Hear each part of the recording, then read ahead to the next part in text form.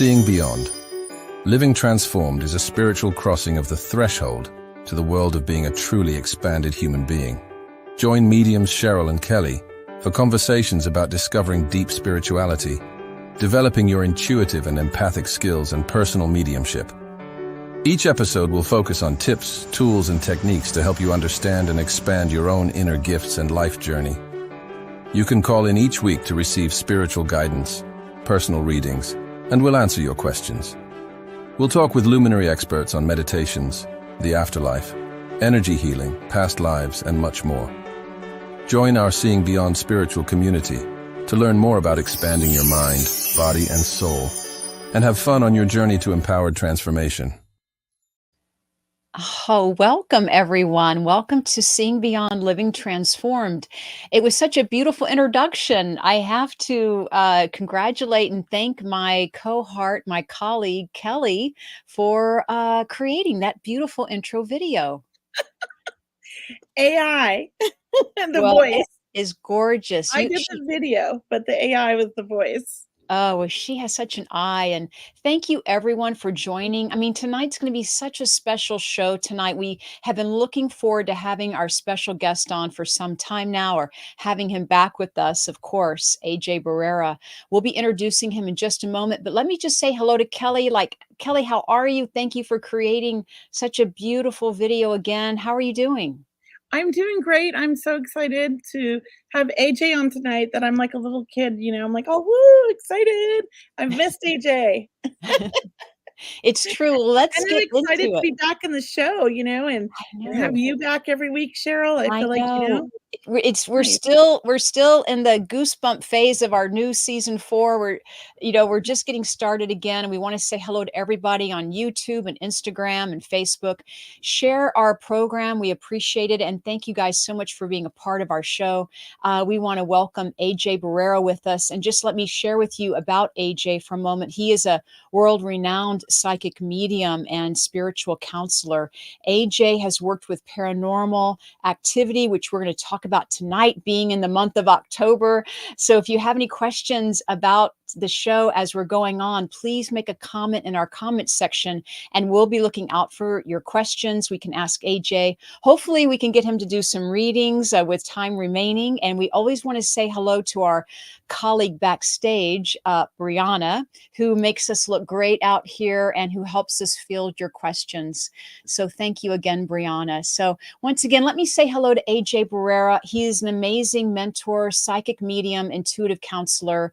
AJ, we never can have you on long enough on each show when we have you. So thank you for being with us tonight.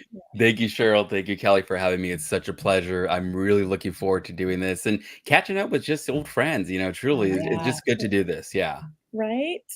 It's Go ahead, Cheryl. It's incredible, AJ, all that you do for people and in your line of work. I know, you're the medium, the psychic medium, but you're also a teacher, a mentor. And what you do that I love is you teach the extraordinary paranormal, or even we were talking before the show started about psychic investigation. So Yes. I think a lot of people are really interested in all that you're doing. So should we just get started? How did you get started, or how long have you been doing so this? it's kind of a mosh posh, if you will. I mean, it's a mixture of things, if you will, because it's kind of like I didn't even not know what direction I was going to go into, but I was always known that I was fascinated with some sort of like paranormal or some sort of like the X-Files and all these TV shows of I Dream a Genie and things of that nature. So to me, it was just more so curiosity than anything else. So it wasn't that I was like looking for answers or I lost anyone close to me, nor did I have a near-death experience that made me fall into this work. It wasn't anything like that. It was more so curiosity again than anything else. So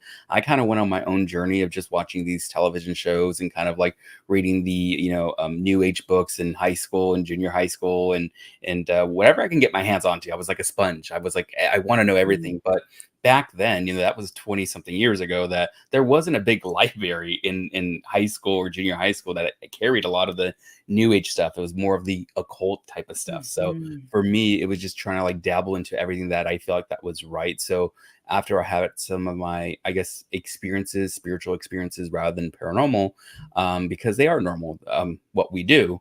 But I think a lot of people see it as paranormal because they're not familiar with it, or they're kind of fearful of the unknown. But for me, I was just kind of working with tarot cards from 6th grade to 8th grade and telling people what I was seeing, what I was sensing. And, I always joke around that I was a cool kid, you know what I mean? But absolutely positively was not the cool kid. I was like the nerd, the shy guy, all that stuff that goes associated with that. So for me, I kind of had to learn how to develop not only who I was as an individual, but also develop who I was as just a medium, a psychic, and going that direction. Then, the quick backstory of it, I met my high school teacher, who's a medium herself, Ellen Marin.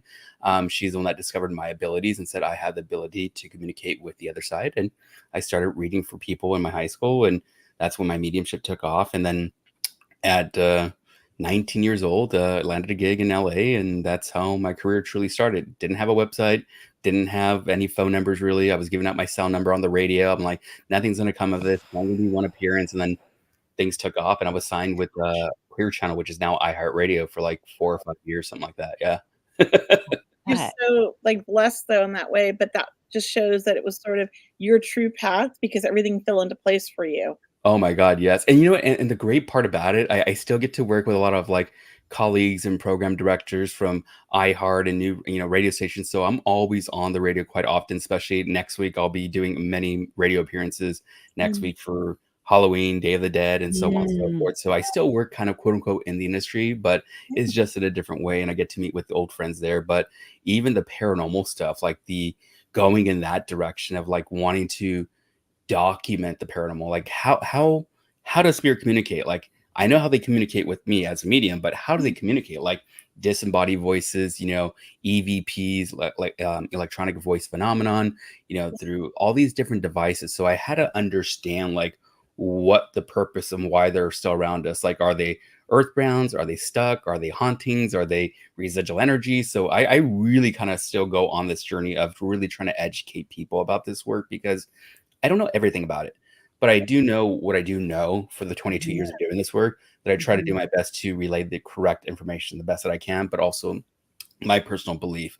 Now, when we look into the psychic investigation, that is a passion. That is something that I do have a passion with, and people know that I love working with families. I work with a lot of families on certain cases, missing persons, homicide cases, pro bono. Most of the time, the family will seek me out, to have a reading, and then that kind of turns into a case, unless the detective plans to take on that case. And that I don't know of how much you guys have worked in that field, but it is very draining, exhausting, but also it's very intimidating sometimes. You know what I mean? Working with detectives and investigators, they really don't want to tell you anything.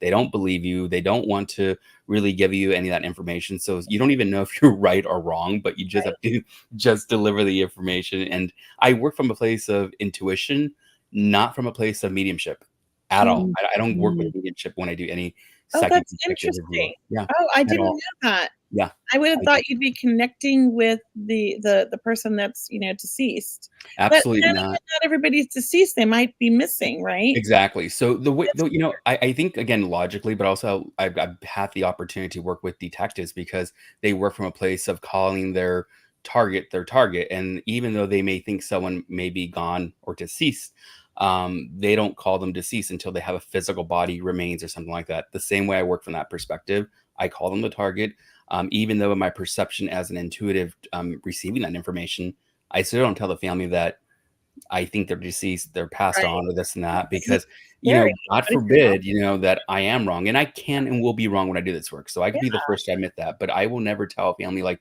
this person's absolutely positively here or gone or this and this, because I don't want that accountability, that guilt, and that responsibility upon me. And I can only imagine a family passing on and still in hope, searching for that loved one, and they're transitioning to the other side, knowing or thinking that this psychic told me that my loved one is gone, and in reality that they just moved away or they just didn't want to be around the family. It could be Oh, many different things. So I mean, I've that, heard stories like that oh before yeah, from yeah. Not every case is where industry. someone's Yeah. respectfully passed on. Some of them are where people just disconnect, they move away, change the name, they do the whole 9 yards into that situation. There's even a situation that happened where someone was in what do you call it? Witness protection. I was going to say witness Oh, protection, yeah, right? that's Yes. true. Yeah. Mm. So it's Get that? Definitely really can't. But wouldn't the police know this and like tell the family, like, sorry, we can't help you? they can't. They can't because there's only so many limited people that would know that information. So it's not going to be like everyone in the family or this or that. It's just limited. So say husband, wife, kid, and Yeah. all their identities and names will be changed in the whole 9 yards. And Oh, I don't know if man. it's the same way that you would think of things in the movies. I don't know if there's a lot of movies that do the whole witness protection stuff, but There is, yeah. yeah, there's stuff like that we have to kind of, pay attention to. But at the same time, is it, again, a person missing, identity change? It can be many different ways. But Or again, are I they love teaching these escaping the classes. people? Are they escaping the family because their family's Right. abusive maybe? Yeah, Mhm. absolutely, absolutely. I mean, there's so many reasons why things can go wrong, even to in just regular mediumship, but also teaching mediumship with investigation. So, Yeah. I this is why I kind of stress on teaching my students about working with psychic intuition abilities rather than mediumship, because again, there might be problems. You might think that you're talking to, quote unquote, the killer, the murderer, the suspect, or the person that's passed on, the victim. So there's a lot of things that can go wrong. So I try to stress to clients or clients students to not really focus on mediumship. Go with your intuition because that's going to lead you in the right direction. The reason why is that look at all these detectives. A lot of these detectives just have this hunch. I just had Yes. this feeling. I just had this Mm. hunch. That's Yes. intuition. But also, I Yes. see detectives the same way that they They talk to the do. dead So through intuitive. evidence. Yeah, Yeah, they exactly. are. So And I like it's that they put pictures of the person they're looking for. So they're yes, looking at they're yes. using their intuition. Yeah, it's the You same way that I kind of teach people too on cases, and I don't wanna interrupt you, Cheryl, know? because I think you were gonna say something, but it's the same thing with photos. I sometimes I'll use a photo and I'll put it in front of my students, like, "What do you pick up? What do you tap in?" But go ahead, Cheryl, forgive me. No, no, you're great. No, when you mentioned law enforcement being intuitive, um, we have met retired law enforcement who have studied mediumship and psychic work, and they are very intuitive. It's Yes. like, what are you talking about? Of course you're intuitive because they always have to, assess the situation Mhm. and, look at the bigger picture of things and really Yeah, open up to their awareness. So, absolutely, law yeah. enforcement is very intuitive. It's I incredible. Oh think my so, god. yeah. To be a detective, I think you have to be. And they Yeah, should Really, probably take, like, intuition classes. I mean, yeah, it yeah. couldn't hurt, right? probably. Yeah, Yeah. it's interesting because, like, one thing, like, what I try to do is bridge that connection, and I've always tell people is that not only the connection with the dead and the living, being the medium, but also the teacher, like educating people about the work. So there's not many people out there, that was doing this, years ago that was putting on these classes, and I've put on like forensic classes and stuff like that with actually forensics and FBI and this and that before Yeah. it was kind of like a niche, and so I kind of had to kind of change my element by actually bringing in like true detectives that are still Mhm. active that work for like this department and this huge department that are actually running the course.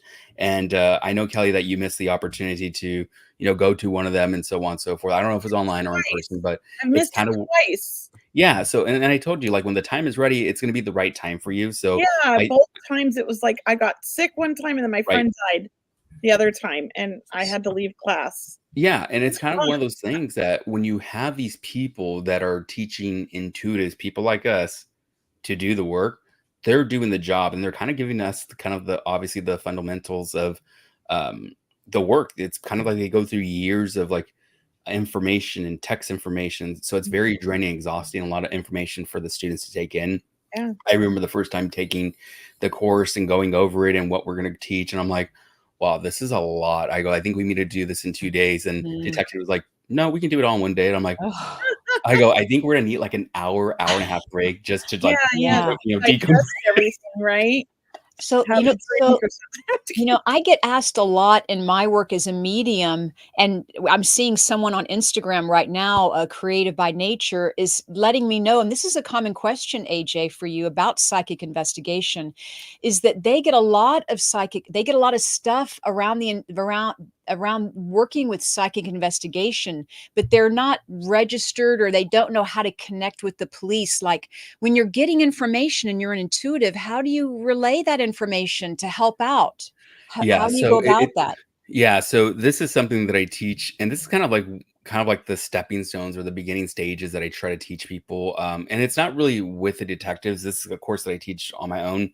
Then we kind of like go have people get certification through the liaison course and through other people, and the detectives sign them off and this and that as like you are complete this course. But Yeah. We kind of have to watch, our steps of moving into it again, of the red tape. And it's not an easy thing to do. Like, one thing, and this goes to anyone watching the replay, the live, like however this happens and however you view this video, you never want to like reach out to the family. You don't want to post on Mm. social media. You don't want to go on comments. You don't want to go on the news articles and think and put all your opinion and all that stuff. You're doing all harm and bad information that you're putting out there. More importantly, you're going to be hindering the investigation at some point that you may not even know that. So what you want to do is let the family reach out to you. Yeah. Don't reach out to the family as much as you want to like help them, as much as you really feel like that, God, this is a message, or I really have this feeling. Like, you can't like invade someone's privacy. You have to be ethical in the process of doing this. And we all know being ethical is the main thing about doing this work, rather than, being man on the street and randomly reading for someone and saying, hey, I got your dad here and this is what he says. You know what I mean? Like, we want to be respectful of delivering that information, because more Yeah. importantly, we don't know the trauma, the grief, and the stage Mm. of where that family is dealing with that loss of that loved one. So when I say loss, the person that's missing, can't Yeah. say passed on, but in that situation. So if that happens organically, what I recommend for anyone picking up that information is simply write it down, date it, time it, hold it to yourself. Because if you're going to go to a detective, or you're going to go to a police department, you're going to be, just a regular tip, basically. You know what I mean? And that's all it's going to become. Mhm. And sometimes these detectives don't want to go down this rabbit hole, and they don't want to go down this, whole thing of like, here's another psychic. They want attention, they want fame, they want to be part of this, and that's their first impression. And, Yeah. and in most of my cases, but more importantly, you have to be trusted and have some sort of reputation, well respected in the industry or with the departments or smaller departments. So what I've noticed with smaller departments, that they'll be a little bit more accepting to Mhm. work with intuitives and psychics. Not all of them, but I would say smaller departments. The larger ones, a lot of red tape, a lot of cautionary that you have to look into, and be careful with. But again, just kind of write it down, keep it to yourself. If you do know the friend, the family member, again, go in that with caution and love. Just don't give them all the information, your impressions, because again, you might be causing more harm than anything else. We have some good questions in here. Can I just like Please, please. Yeah, drop I'm this? not paying attention to everything that's on here, No, but yeah, that's forgive okay. me. I just really like this question. It's from Deborah, and she says, "When you said you don't use mediumship during an investigation, is it possible using mediumship to connect with a live person's energy?" I just think it's a really good question, Yeah. because I want to hear your answer on that, because I've seen that happen. Yeah. So let me read it. Is it possible to connect with a live person's energy? So with a live person's energy, yes, I'm able to connect with, as a psychic, as an intuitive. I'm Yes. able to do that. I can pick up where they're at, their energy, their life story, all that good stuff, which can also help to resonate where the person's at. Meaning, like, if we know that I'm picking that person's energy that is living, I can resonate maybe with certain energy that they love hiking in Malibu or something like that. There's a specific area. And so let's go search Malibu. Let's go look in that area.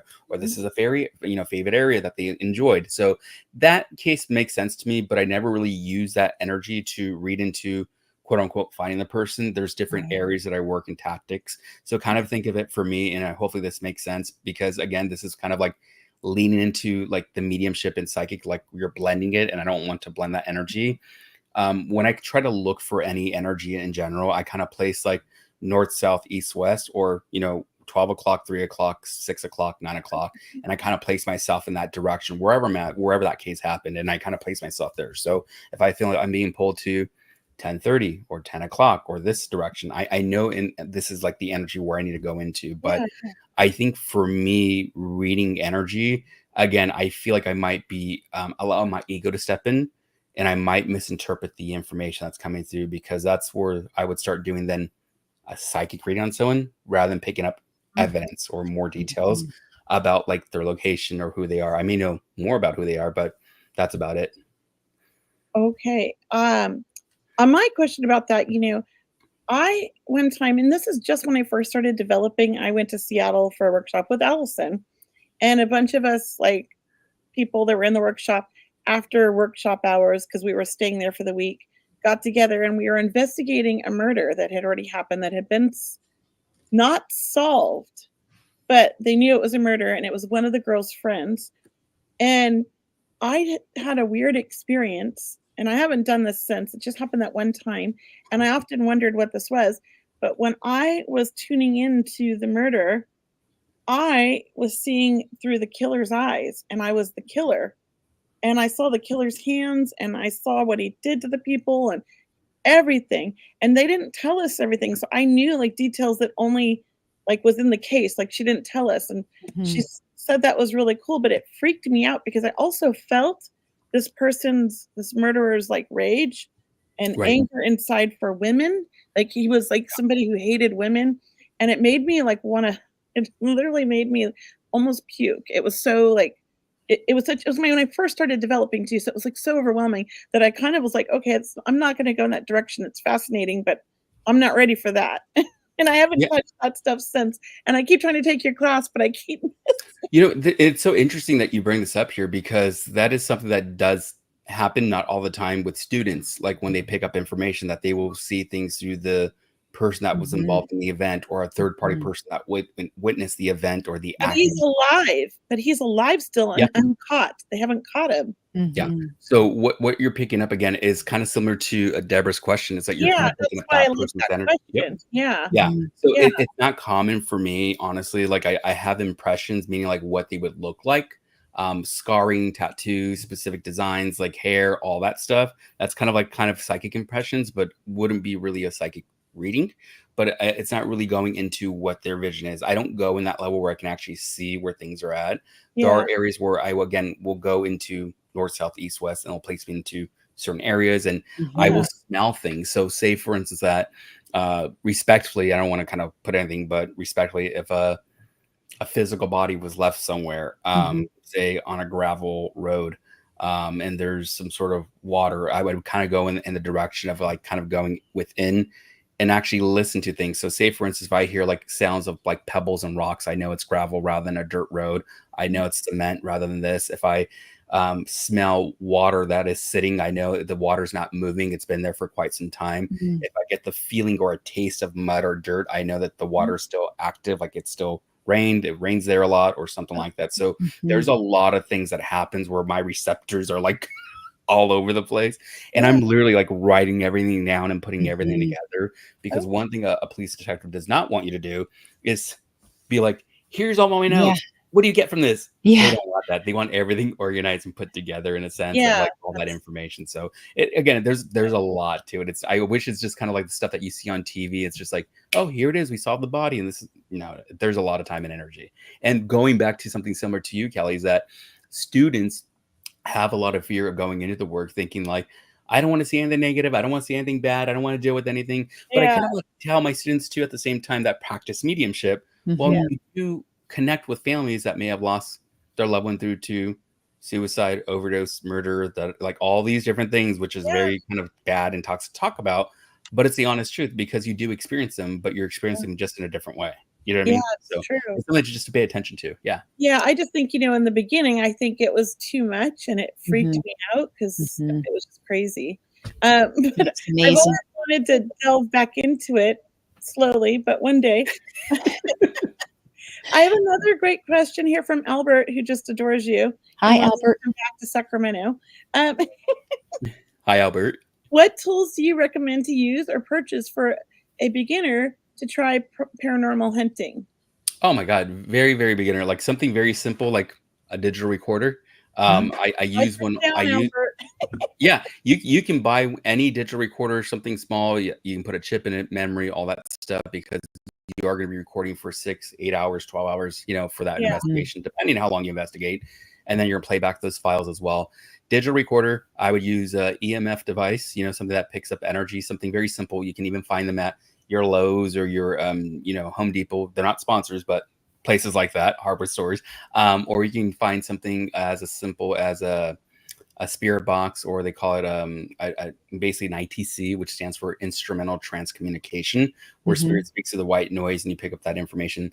I'm not 100% like firm on the ITC over the years because I realize there's a lot of like these mixed signals, and no pun intended, because it does pick up radio frequencies and all that good stuff. But what we want to pick up is actually the information between the white noise or between the radio stations, not actually the radio stations, because yeah, that thing scans through, I think, like 13 different radio stations in 3 seconds or something like that, oh my depending on how fast you have that going.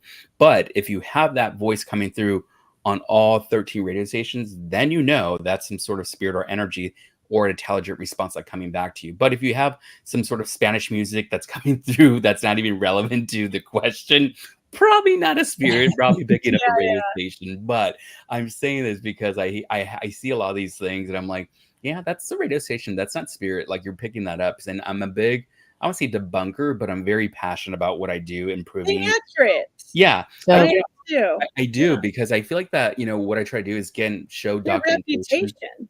I'm sorry? It's your reputation. You know? Absolutely. Absolutely. Yeah. I mean, there was one time, it was in Hollywood, LA. It's where Janis Joplin. I don't know if you guys know who she is. Some people don't. I do. A musician. Okay. Sometimes when I bring her up, I've talked about this once or twice, and I think the last podcast I did Younger like 2 weeks generations ago, won't know.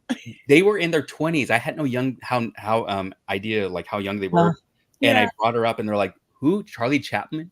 I'm like, Yeah. no. I'm like, No. oh my God. I Oh, said, I'm not no. that old, guys. I'm like, you know, so, but I was doing an EVP session there, and they actually had her. I can't say that's where she died, but it's where she lived. Some people claim that she died there, she died in the hallway, and so on and so forth. But they have a room there that's all decorated with drawings and messages and so on and so forth. So I brought my devices and my recorder and all that good stuff. And we actually captured, this was actually live on radio. This was at the time with 100.3 The Sound, which is like, you know, a radio station that's not around anymore. And they had me during Halloween, and we were asking questions, and we actually heard the voice of that sounded almost exactly like Janis Joplin that came through on the recording, which I still have that recording. Oh, very good. Creepy when stuff like that happens, where it's like, okay, it's the same voice, same individual, like same vibration. We know it's like something that's valid and intelligent spirit that's responding back to us, basically. You So got my son's voice on one of your machines when we were in Seattle. We asked yeah, him. yeah, that was creepy too. Yeah. That He was said- creepy. He said, "Clear as day, yes." Yeah, He that said, was "Yes, creepy. it's mine."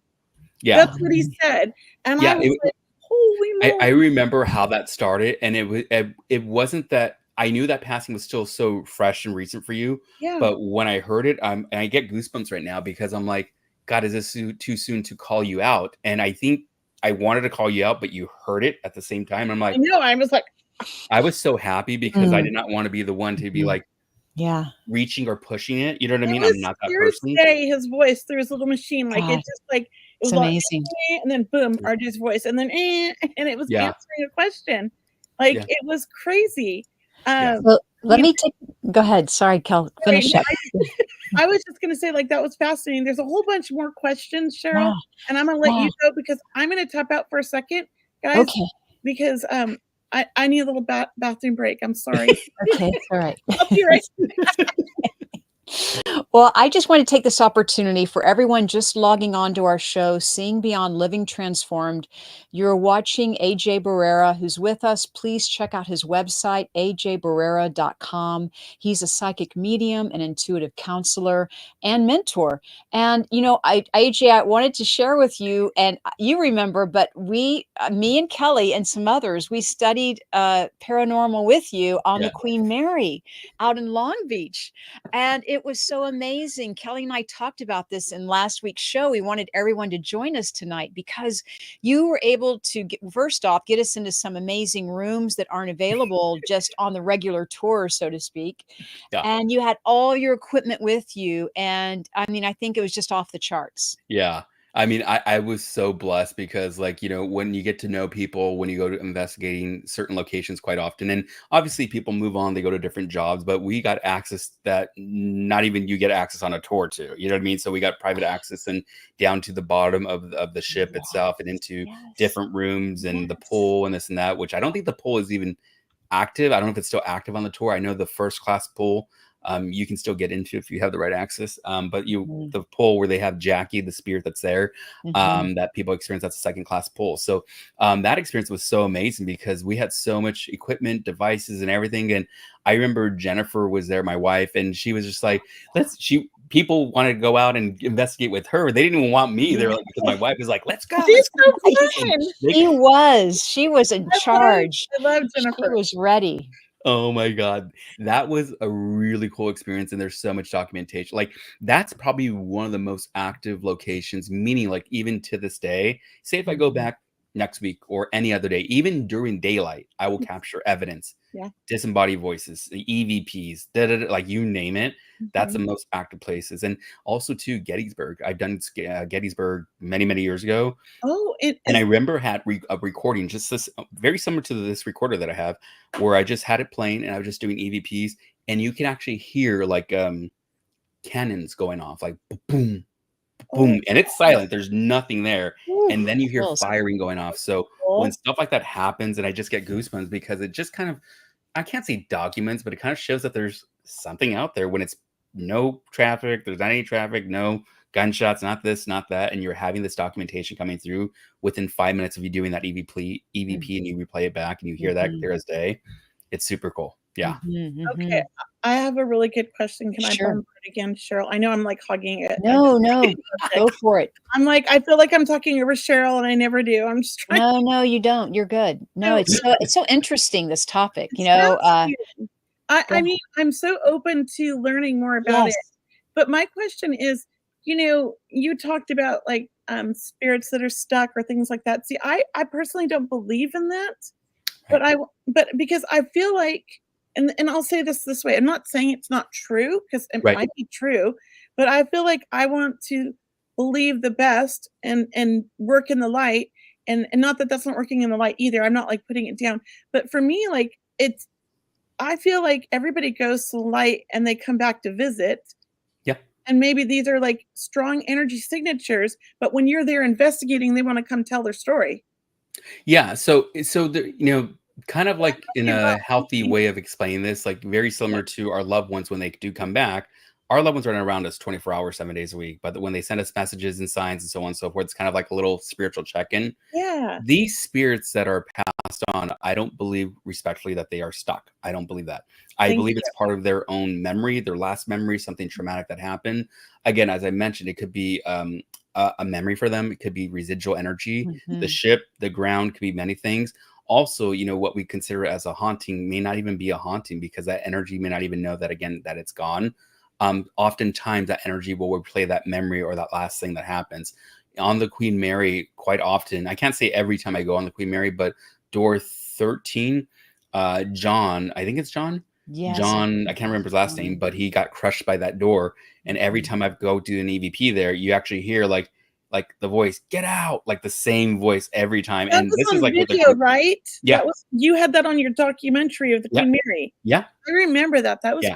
creepy. So there's a lot of voices that will speak upon the events that happen, but Mhm. are they stuck? I don't think they're stuck. I think it's residual or a memory that they're playing back, but I really don't think they're stuck. I think that those of us are here in the physical realm feel that way because I think that we watch all these movies and television shows of Right? those Yeah. being stuck and this and that, and Hollywood makes it into this whole big Yeah, ordeal. But because it it's just the sells. energy that is there, and I think they're kind of reliving that moment. But I do believe they have that opportunity to come and go. And is it considered a haunting?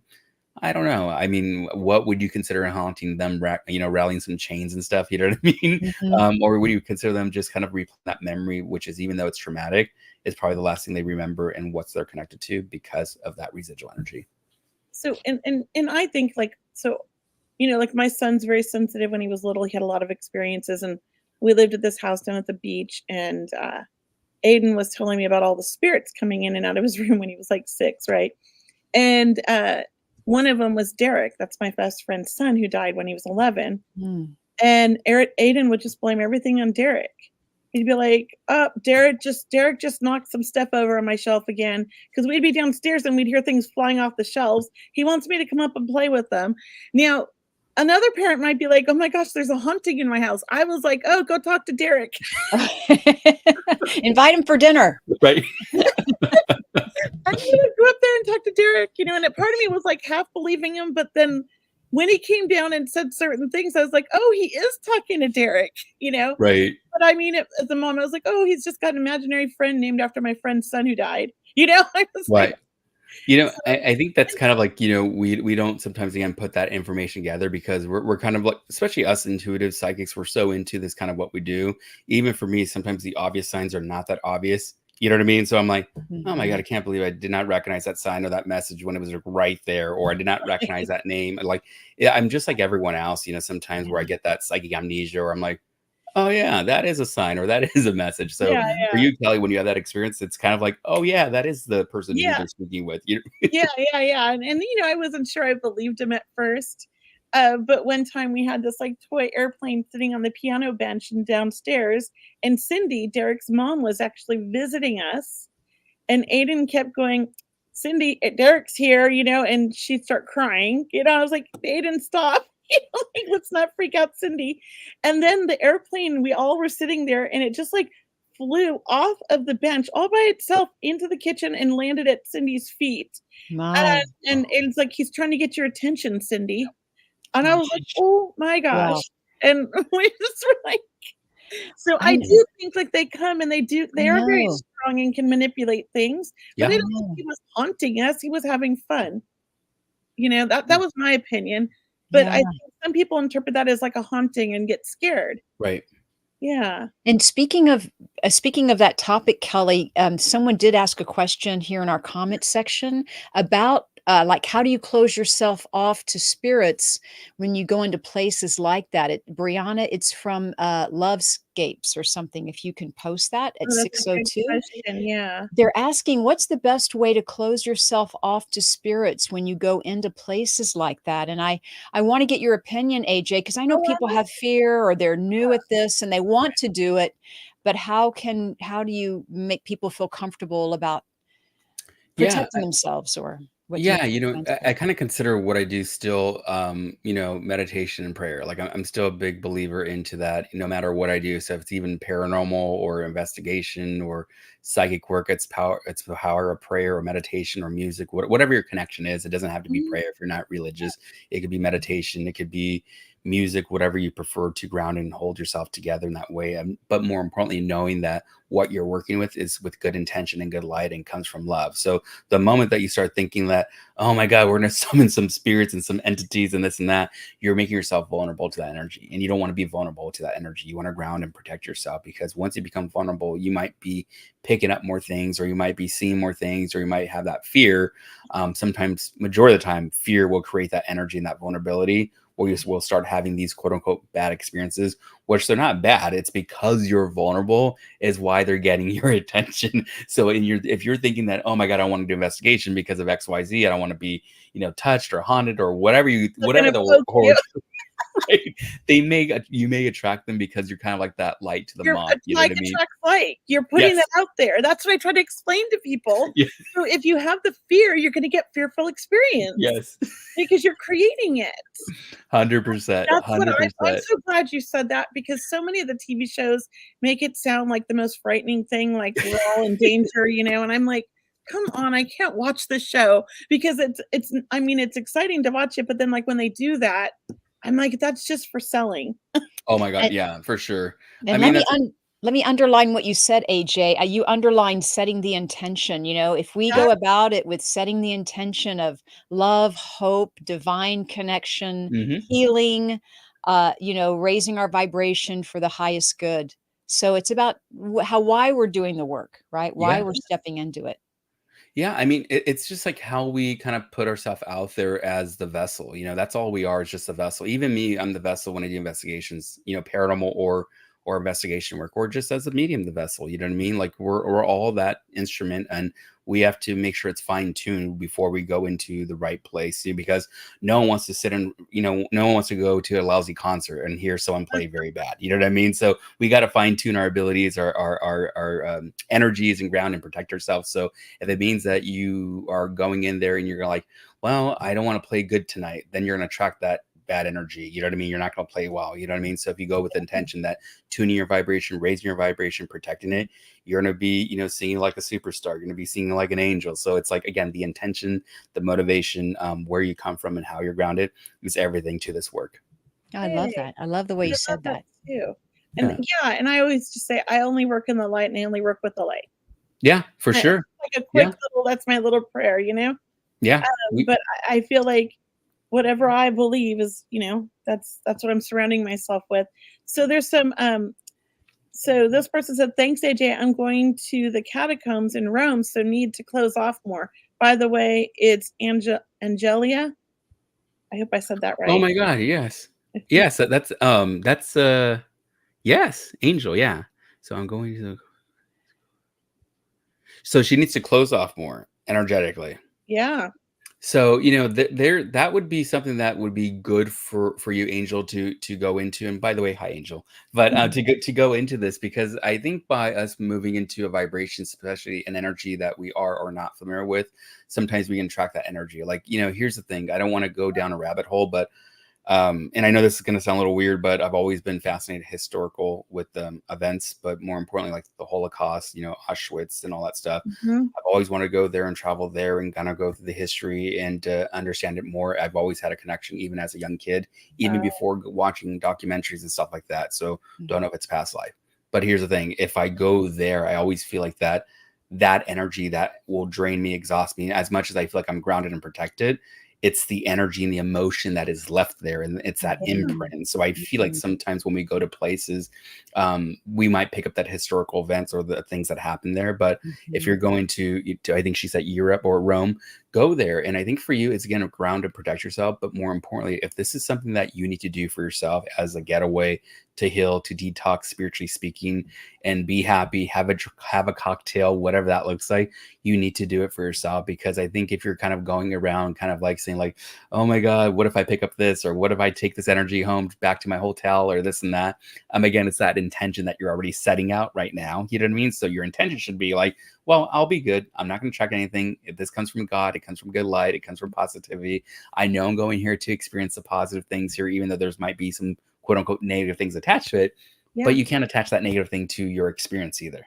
So when you go about that, no, it's part of the quote unquote history or the building or the land itself. But I think that would be a cool experience at the same time, because like you're sensitive to it, but also you're grounding yourself at the same time by not bringing that energy back to your home or your Airbnb or wherever you're going. Yeah. I love that. And Albert again just wants you to know that they want you to come here for a paranormal investigation. Yes. What kind of salsa do you prefer in your tacos? Because he's going to make the reservations. Okay. I like spicy food. They're on me all the time. Everybody's like, "Have you talked to AJ? Have you talked to AJ?" I'm like, "He's busy. I'm trying."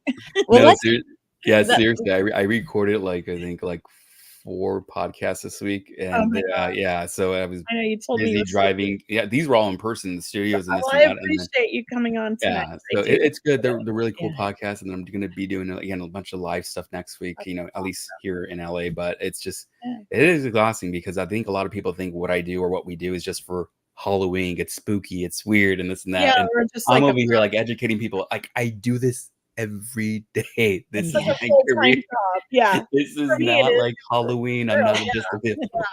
So I always joke around and tease people, but yeah. let's move into that and segue into that, if you don't mind, AJ and Please, Kelly. yes. Like AJ, what is coming up for you? And do you teach online? Are people taking classes with you online right now, or are you traveling and doing public events? Are you doing both? What's your Yeah, so schedule? Yeah. so crazy schedule. So I haven't taught a online course. I used to teach at least 2 or 3, no, excuse me, 4 to 6 courses a year. Yeah, you For used to. I remember. like 2 years, I haven't taught any courses at all whatsoever. My weekends are just absolutely packed with clients, because most of the time, I still do my readings throughout the week, but Saturdays are always my busiest times, because those were a lot of people have their days off, and those are first appointments that go out and get booked. So it's hard for me to reschedule and making sure those clients are changed, because some of my clients are waiting like 6 months, 5 months, or even longer for an appointment. And I feel bad, like, oh, we got to reschedule because I want to be selfish and I want to teach a class. You know what I mean? So at the same time, I always have to make sure things are prepared in advance. And sometimes that means preparing my life 6, 7, 9 months in advance to teach courses and do events and so on and so forth, which is even bizarre to even think about. You know what I mean? So for me, those courses will probably be up there. Maybe next year I might teach just maybe a beginner's course and an intermediate course, an advanced type of thing. But it's not a guarantee. Most likely they're on a Saturday. Either it's a 1 day or 2 day. Those will be online. I have a lot of people ask me for an in-person workshop type of thing. Again, hopefully that can be done on a Saturday, Sunday type of thing. Again, but I'm still doing my appearances. I just had a sold out show in Whittier last week. So it was an amazing event and super cool. So I'm still doing my shows. Hopefully I can make it into Sacramento by February or March. I know you got your trip to Egypt. So hopefully I do Sacramento and I do San Jose and I go to Oregon not El Paso, San Antonio. I can go to the East Coast, go to Oh, Chicago, like go to Yeah, a couple more yeah. areas, and before I can do everything. But I love meeting people from all over, and I get to meet so many people through my social media, TikTok and Instagram. So, and if any of you guys do follow me on the social media, please be aware of the scammers, the fake accounts. They Oh my copy all yeah. my crap and Lot. everything. And I just had someone send a comment today saying, "Hey, someone sent me a message on TikTok and I thought it was you and this and that." And I'm like, oh my God. So I lose so many people on social Mm, media because they think it's me trying to scam them out of money. And that's unfortunate. So if you do, and you're watching this or replay, please know I will never message you for reading or my services. Everything's booked Yeah. on my website at None of us. ajgrow.com, even all my events and all that good stuff. None of us will do that. So Yeah, no, it's just like, I would hope that by now, with all the scams out there, that people know better. But there's still a few naive yeah, people they're that aren't on social media very much that fall for it, unfortunately. mhm. And so yeah, it's always good to educate them and all that. I don't know. I don't have nearly as many as you, but I mean, both you and I have dealt with it. I mean, you have a lot. I mean, I did have one last year where she got a little bit of money out of a few people, but Yeah. I feel like that might have been a scam because I feel like those people were trying to get me to pay them back. Oh yeah. And I felt like that was a scam, and maybe Oh, they didn't really give interesting. the money. Yeah. So I just said, "I'm sorry, it's not my responsibility, and Yeah. Yeah. should know better than to give money to somebody on the internet like that, and especially if it's not me." Yeah, it's unfortunate too because like I even had that happen where they would email my office like, "Oh, I sent you money, this and that," and it's like a completely different email address, name, and even like it Mhm. shows it's in Nigeria or Australia or this and that, and I'm like it's right there in plain sight. Like, how are you don't put the pieces? And again, I think that's also part of the vulnerability and the grief why these people Yeah. scam on So people true. Yeah, because and that you're they're wrong. not even thinking about that. They're thinking like, oh my God, AJ or Kelly or Cheryl They're reached here. out to me and I I really want know. this reading. And they're coming from a Yeah. place of really wanting to make that connection and realizing Truly. that they got scammed out of $50, $100, Yeah. $300, whatever that looks like. And it's really, really sad that there are such evil, negative people out there like that. Mhm, Well, mhm. even here in Sacramento, I had a client who was grieving the loss of his mother and father.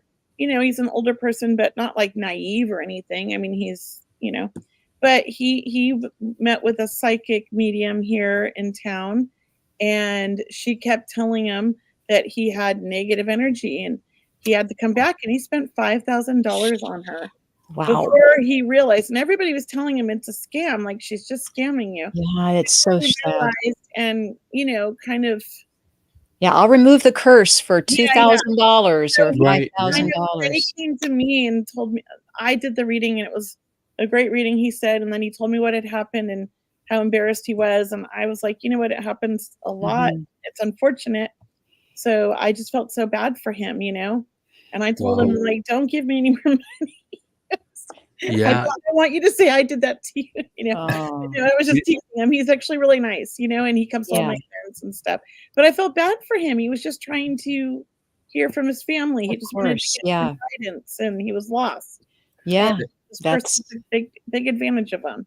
yeah. Makes There is an older episode of Dateline, I believe, or Nightline, where it's an older man. His family owned like the what oh, do you he was call him? really I'm sorry. wealthy. He was really wealthy. It was in Oregon, Yeah, right? in Oregon, yeah, he owned like Yes. all the land and everything, and this lady scammed him. Like she was living off him. He had like the family had like Porsche. They were going to Monte Carlo. They were going here and had like all these Oh, fancy things. And I've read how many millions of millions of mm, dollars this woman scammed him out of it. And mhm. he And scammed the over whole to her. family was part of it. And the Yeah. guy lost everything, everything. Everything. Yeah, Well, yeah, it's that's sad. not what it's about, Yeah. unfortunately, May people. may I ask you, AJ, about the veil? Because we always hear the veils getting thin right around Halloween. And first off, I want to ask you, what are you doing on Halloween? Or I mean, like, do you work? Do you go out with your family? Like, what's your Halloween? And then what do you think about that veil? I mean, is it thin because the Day of the Dead also is right after Halloween? Or how can people prepare to connect with their loved ones during this time of year? Yeah. It's so, I kind of just have my own, opinion, my personal view, and not really stuff of like I'd internet love or I wanna hear your I have my own too. Are you interested, Kelly, to hear what I AJ want to hear is? AJ Yeah. We too. get that. It's just kind of one of those things because I think we're so into what this has to be. You know what I mean? Mhm. It has to be this way. Mediumship has to be this way. Psychic has to be this way. And for me, I think when we talk about the veil, I just think of it as no pun intended, but truly like kind of a bed sheet. Either you take it on or you take it off type of thing. Either you make a connection or you don't. Either you're open to receive or you're not. And I believe it's that simple, but it's how we receive the information and how we understand the information that we're receiving. So is it going to be a feeling, a sign, a scent, a thought? Like all that stuff is part of that thinning of the veil.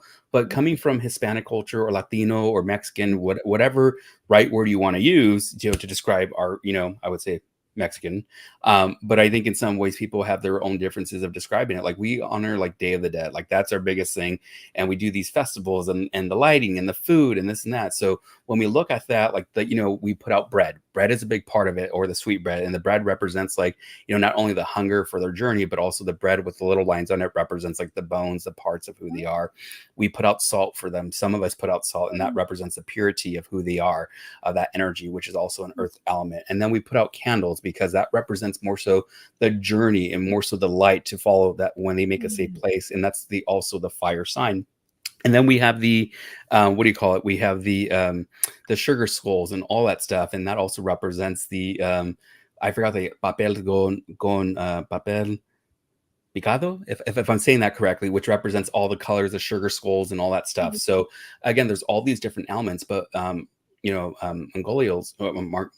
marigolds, excuse me, they represent you know, more so the sign of life after death. That's why they're there, because it represents a beautiful color, the scent, and all that good stuff that's associated to it. So when we look at that, we're very cultural into this, you know, work itself. When we look at the Pixar work, or it's Disney, or it's both, you know, the movie Coco, like it's so relatable not only to Hispanic culture, but to, you know, African Americans, to Caucasians, to, you know, people of different cultures that can somehow relate to it, because we all honor our loved ones in different ways. So it doesn't matter how you honor them, it's the way that it makes sense to you and how it makes you feel.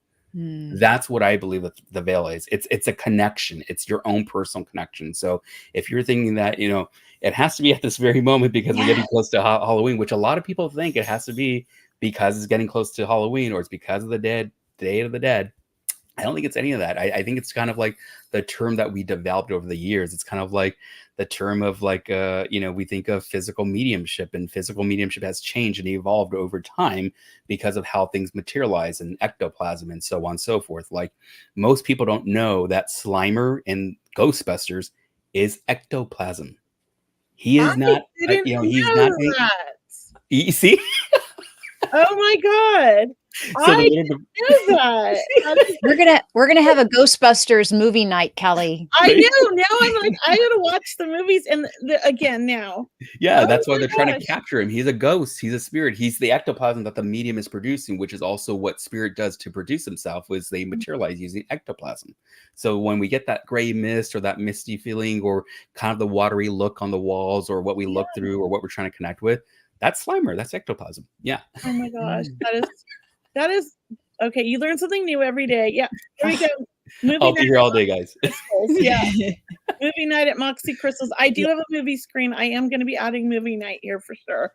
And it'll be all paranormal movies and scary That movies. would be fun. That would be fun. That's a great idea. I'll Sign bring me up. popcorn and everything. Yeah. Yeah, you know, so simple things. Again, I don't know how you guys celebrate Halloween, but honestly, like, you know, my thing is very simple. Honestly, it could be just me, you know, making a toast to one of my loved ones. And Callie knows this. One of my favorite drinks is just simply Tito's, lime, or lemon, and just some water. Something very simple to honor them, or a glass of wine.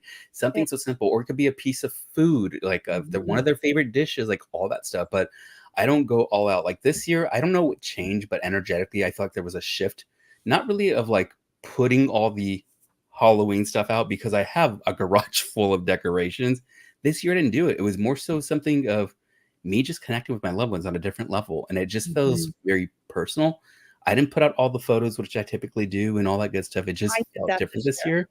And I was like, I feel good though. Like I don't feel like they're angry or upset. So if any of you here are watching now the replay or whatever that looks like, if you feel like that, oh, I didn't put out their photo, they're not going to be angry or upset. It's just kind of like they know that you're thinking about them and you're connecting with them just in a different way. It's my first time ever doing one this year, and I've Really? always wanted to do one. And, since my son passed, a lot of his friends' parents always put his photo out, and I get pictures of their I'm saying this right, ofrenda? Yes, Yeah. are we saying it right? Yeah, yeah, Ofrenda. correct, yeah, yeah. Yeah, they send me photos, and his friends will send me photos, and look, RJ's on here, And I've always wanted to do one, and so I have the space at the crystal store, and I made one, and I think I did okay. But now I need to add some salt and some other things, like you were saying, Yeah, sweet yeah. bread. Well, yeah, it just really depends. Honestly, like, if we kind of look at that, that's more of traditional Mexico type of I thing, like which is it. comes from that place because they'll put out salt again and tea light candles because obviously you don't want to leave them all night. You don't want Yeah, and I fire. have those little All candles. that stuff. Some people put out sweet bread, some people will put out their favorite candy. They'll put out water for them because of that journey that they went through. So water is obviously the source of it. So you can put a glass of water out for them or a bottle of water. Some people put out their favorite liquor, like a little, those little liquor. Yeah, I was gonna get some bottles to put on next year. Yeah, no, again, people do. It's how it makes you feel and how you connect with them and what you feel like that what your son likes. And Well, I I'd know like that to get your a son in joint then spirit and get a loves big some joint other with things, them. and if you choose to put out some other things to honor him, I'm sure he would appreciate that journey. I mean, to be honest, it would be a joint, not Yeah. alcohol. This is what I mean. I'm gonna have to go to my neighbor and get a joint from her. And put the number 420 out there, right? Yeah, I number forgot about that. 420 because that's his favorite sign to me. Oh my gosh. Oh my gosh, He would yeah. die laughing at me right now because I take gummies to go to bed. Oh my god. Hey, Mhm. what helps you? You know what I mean? Whatever Yeah, works at this but I point, was so against the pot, like, I was so mad at him, I was like, "Get it out of my house," and now I'm, like, taking pot to sleep. He's probably laughing so hard at me. Oh Well, my gosh. anyways, but it's almost Nice. like I almost like know. Cheryl, like, it just flew. I knew it was gonna fly by with you. Uh, well, that was quick. I know, Oh it's my you're so much you're full of so much cool information. We need you for, like, 5 hours straight right? so we can pick your brain and get all these informations. Oh my god. I know that our audience enjoyed it so Yes, much. they If did. everyone enjoyed it, just please tell us right now in the comments section. Just, Okay. thank AJ for being with us tonight. Let him know how much you enjoyed the show. Please sign up for his newsletter at ajbarrera.com. And of course, we'll put the links to his website on our radio show or in a post email to let you know where you can watch the replay. I really encourage people to share a replay with your friends even. There was such good information passed on tonight.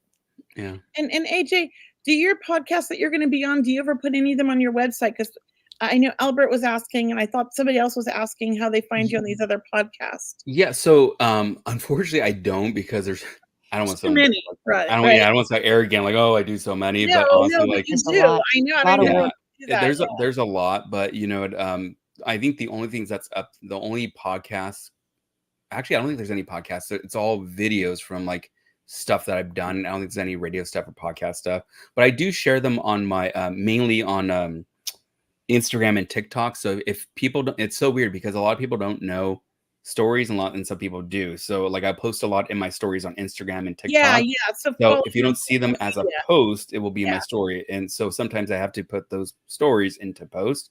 And so I do share most of those podcasts there. I don't share every single one.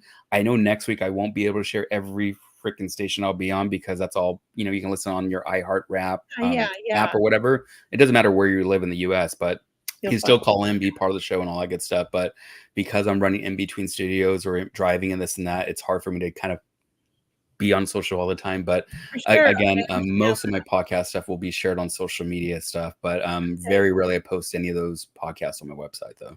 But I always see you put them in your stories and stuff. Stories, yeah, I'll If try you to post wanna them know, into even well, into a regular post or something. If I can chop something up and make it yeah, I've into a seen minute clip or 30-second yeah, clip, post it on there as a quick little video. Hey, go here or this and that. Yeah. Yeah, perfect. yeah, I love the TikTok videos, by the way. I Yes. love how you take audience questions and then you answer them on TikTok. I I think try to as much as I can. And it's sometimes that can invaluable. be overwhelming because sometimes I get ones where I'm like, well, they have me thinking about this question now because I'm like, I'm thinking about this whole thing completely differently now about Yeah, what their yeah. perspective is. Because one thing I do get asked about, and I don't know, I kind of want to ask you, I don't know how much time. Do you have time to? Can I ask you a question? Both of Yeah, you girls? yeah. Sure. So, question: your perception on reincarnation, because I always get asked about it, and because I have a large following in India, especially through TikTok and Instagram. I have a lot of them wanting me to do like their Instagram lives. They have huge followings and this and that, and they like my perspective of where I come from, because I don't believe in reincarnation that happens overnight or quickly and this and that, because they believe when you die you come back quickly and so on and so forth. Yeah, But I believe I that. guess, Cheryl, what's your idea? And then Kelly, what's your Yeah, perception? Cheryl, go ahead. Yeah, I just answered this question. I did my small group reading event last night. A beautiful woman named Ellen asked me this very question. Hi, Ellen. Look, this question of reincarnation. Yes, I do believe in reincarnation. I believe that our loved ones are always going to be our loved ones, no matter what.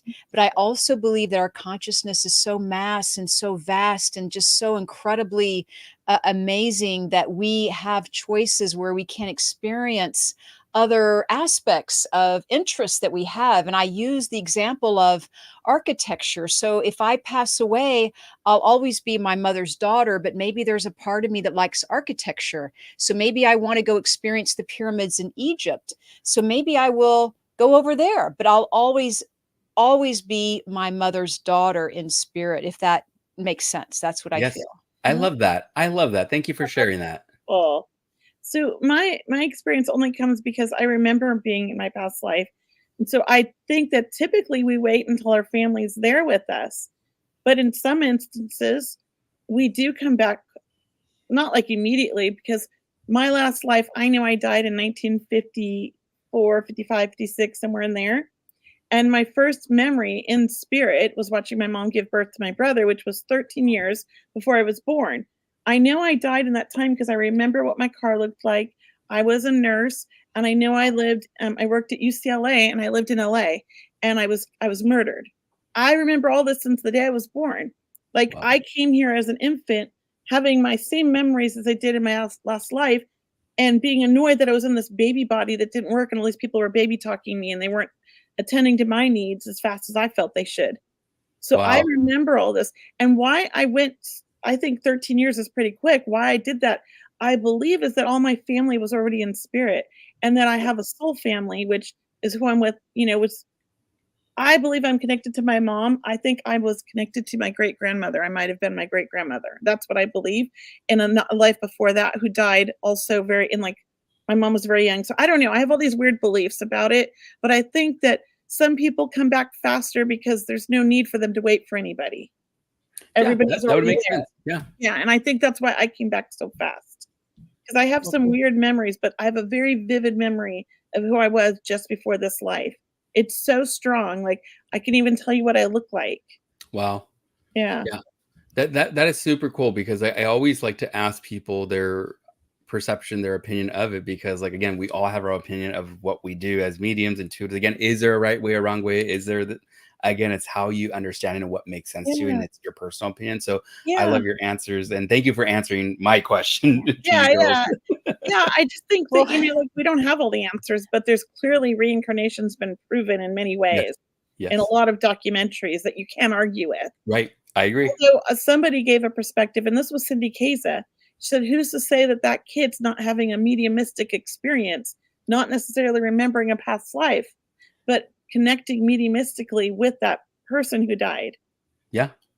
Also was That's a good point she had come up when it comes to these children that remember these past lives. So maybe even an infant, I had a mediumistic experience. I don't know. I right. think it was my life. That's the feeling I got, because I definitely had a mediumistic experience as a child, and I knew the difference between my past life and dead people.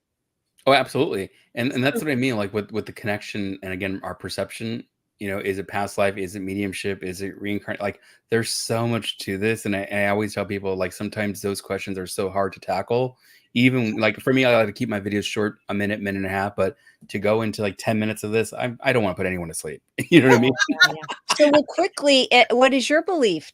Haven't heard your? Yeah. So my belief and understanding is, since I haven't connect with, say someone from, that reincarnated, at least in my perception, my readings, it doesn't matter how long that soul has been. So that soul has been over for 150 years, 100 years, or even 20 years. I've never had a soul come back to me and saying, "Hey, I have reincarnated into this person, or I came back to this person, or I'm now this animal, or this and that. But I have had spirits speak to me in readings where they will talk about how they sent signs through animals, specifically through a dog or through a rabbit or through this.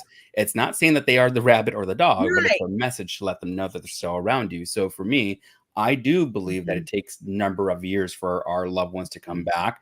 I Some was shorter than other, but I always tell people, even when I consider like even spiritual guides and stuff like that, like I wouldn't want my mom or dad my spirit guide, honestly. And I know I don't want to sound rude about it, but they haven't evolved. They haven't evolved. They haven't been right, there for neither that is long. my So I mom. don't want them to be like the guides immediately to be there. I want them to grow there. I want them to be hundreds of years to give me life lessons or soul lessons, not Yes. only to me, but to other people in that sense. So Yes. I wouldn't want someone that's just fresh off the block to come through in that way. I know that sounds so weird, but it's It's the honest. honest truth. True. It's It's true. honest. I agree. But We it's what it is, and I really believe yeah. it takes us some longer than others, and that's what I really believe. But I do believe we're part of that fingerprint, though, that soul Yeah. contract. Mhm. We take that identity, that energy with us, but also we're part of all those little things that are mixed in with that fingerprint as well. I agree. I like Yeah. that. We do gotta get going. Yeah. Yep. I have trivia night in 20 minutes with my Whoop, whoop. husband. We're going on a date night. That's Um, fun. Hey. so I've gotta get going, but I've really loved the show. We definitely have to have you on more often, like another Absolutely. show, because there's so much, so much. So So thank you much. so much, AJ. Happy Halloween, and thank you so much for talking to us about everything under the Thank you, Cheryl. Thank you so under much, the and Kelly, for having me on paranormal here. It's sky. always a pleasure to speak with you ladies and be here with, not just colleagues, but friends. So I Yeah. appreciate you Thank guys for you. having me. Thank Alright. you. Thanks, Kelly. See you Thank next you, week, Cheryl. everyone. See you next week, everybody. Bye. Happy Halloween. Thank you so much for joining us on this episode of Seeing Beyond Living Transformed. We hope today's insights have inspired you on your path to a more fulfilling and enlightened life. Remember, transformation isn't just a destination, it's a journey we take each day. We invite you to continue exploring with us as we unravel more lessons and stories that empower growth and change. Mark your calendars for next week's episode, airing Thursday at 5:30 p.m. Pacific Standard Time. We've got more exciting topics and inspiring guests lined up that you won't want to miss. If you found value in today's episode, we'd love for you to like and share this video to help spread the message of transformation and inspiration. Stay curious, stay inspired, and until next time, keep seeing beyond. Thanks for watching.